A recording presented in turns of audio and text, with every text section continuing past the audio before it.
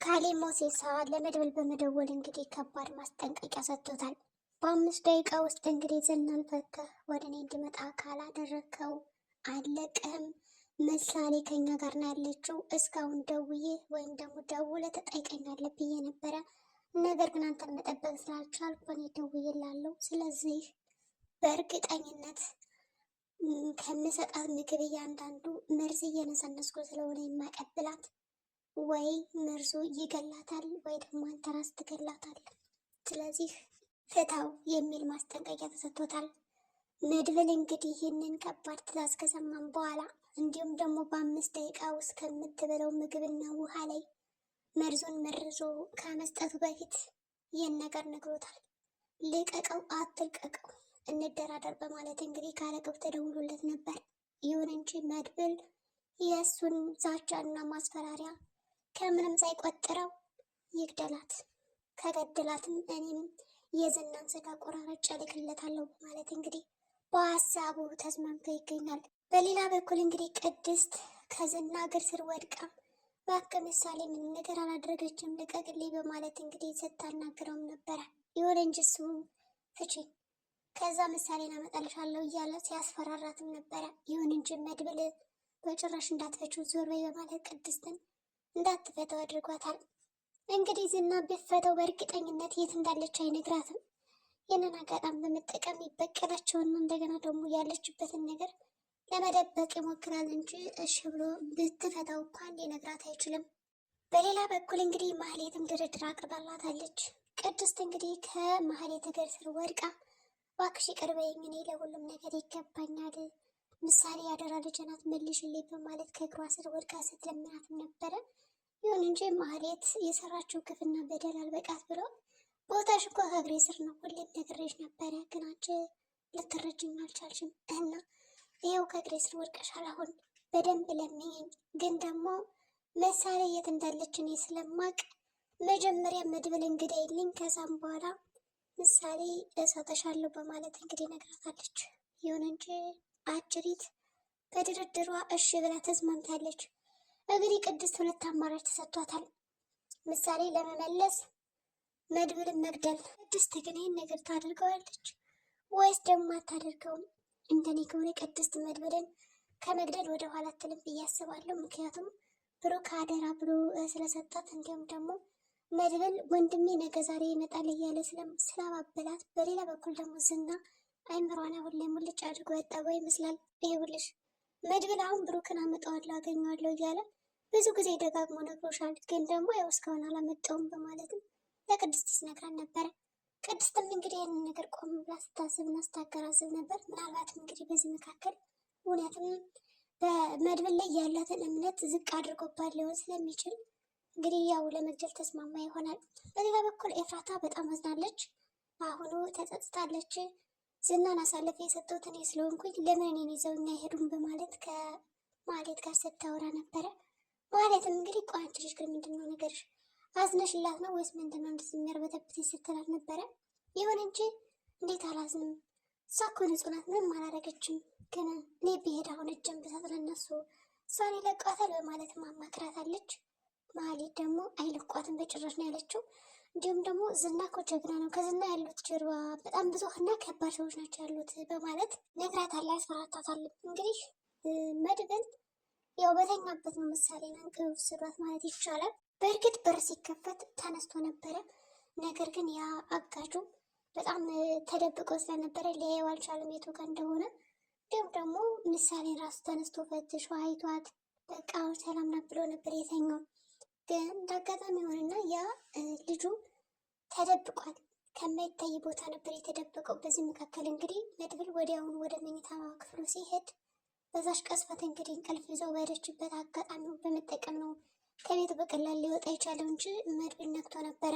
ቅድስትም እንግዲህ ምንም አልሰማችም ነበረ። በዚህ የተነሳ እንግዲህ ጠዋት ተነስታ ስታያት የለችም ከፍራሿ ከምን። ዛሬ ደግሞ ምሳሌ በጠዋት ተነስታኝ ቀድመኝ ነው እንዴ እያለች በጣም ተደስታ ሳለ ያው እንግዲህ እንዳጋጣሚ ሆነና ደግሞ ሳይሳካ ይቀራል ያ ነገር። ወዲያውኑ በመልበትበት መድብል ምሳሌ እኮ የለችም ትለዋለች። እሱ ደግሞ ወዴት ትሄዳለች ትኖራለች እንጂ ይላታል።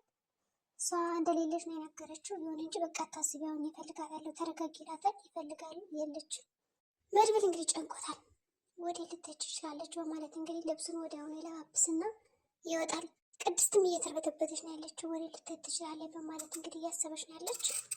በሌላ በኩል እንግዲህ ጫማዬን አምጪልኝ፣ ልብሴን፣ ጃኬቴን ምናምን ሲላት በጣም ግራ ገብት ብላ ስትርበተበት ነበረ። ቅድስት በዚህ መካከል እንግዲህ የምትይዘውና የምታደርገው ጠፍቷት የለም አለ ስትል እንግዲህ ነበረ።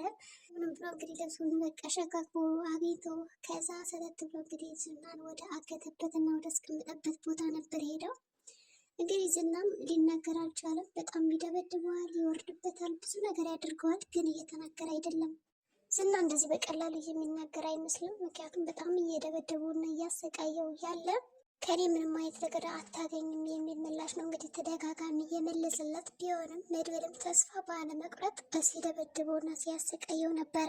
እንግዲህ በሌላ በኩል ሞገስና ያው ሉላ እሳውን በጣም ተይዟል ብለው ተደስተው ነበረ። እንዲሁም በነፃነት እንንቀሳቀሳለን ብለው እያስቡ እያለ በድንገት ደግሞ ያው በጠዋቱ ተነስታ ቁጭ ብላ ይህንን የጋብቻ ወረቀት መፈረም አለበት ዝና ብላ እያሰበች እያለ እንግዲህ ሞገስ ለጥ ብሎ ተኝቷል። ከዛ ተነስ እንጂ ትለዋለች። ምን ነው ሲላት ያው በቃ ዛሬ እኮ የደስታስ ቀን የምናከብርብን ይህን ወረቀት መፈረም አለበት ትለዋለች። እሱም እንግዲህ እሺ ችግር የለም በማለት ነበር የመለሰላት። ይሁን እንጂ ያንን ነገር ተደስታ ነበረ።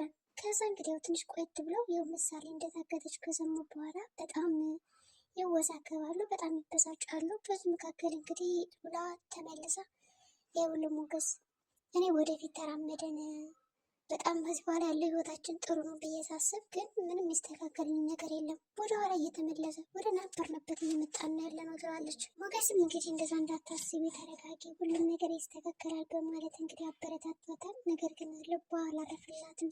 እንግዲህ እየተጫወቱ እያለበት ነበረ። ቅድስት ያው ዝና እንዲዳብት ብትለምነው ምንም አይነት ፍንጭ ስላላገኘች ተመልሳ ወደ ቤት በመምጣት እንግዲህ ቁጭ ትላለች። ቁጭ ብላ እያለቀሰች እያለ ደግሞ ያ ደላላ ይመጣል።